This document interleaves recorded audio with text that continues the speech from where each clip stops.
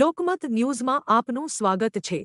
વડોદરા જિલ્લાના પાદરા તાલુકામાં આજે મોટી દુર્ઘટના ટળી છે। મહીસાગર નદીમાં એક નાવડી અચાનક પલટી મારતા નાવડીમાં બેઠેલા લોકો પાણીમાં પડ્યા હતા। પ્રાથમિક માહિતી મુજબ નાવડીમાં આશરે 8થી વધુ લોકો સવાર હતા। આ તમામ લોકો પાદરા તરફથી ગંભીરા જઈ રહ્યા હતા। બ્રિજ તૂટી ગયા બાદ સ્થાનિક લોકો અવરજવર માટે નાવડીનો સહારો લઈ રહ્યા છે। નાવડી પલટી જતા જ આસપાસના લોકો ઘટના સ્થળે દોડી આવ્યા અને તરત બચાવ કામગીરી શરૂ કરી હતી। સદનસીબે આ ઘટનામાં કોઈ જાનહાનિ થઈ નથી, પરંતુ થોડા સમય માટે અફરાતફરીનો માહોલ સર્જાયો હતો। આ ઘટનાએ તંત્રની બેદરકારી સામે અનેક પ્રશ્નો ઊભા કર્યા છે અને સ્થાનિક લોકો દ્વારા બ્રિજનું વહેલી તકે નિર્માણ કરવાની માંગ ઉઠાવવામાં આવી રહી છે।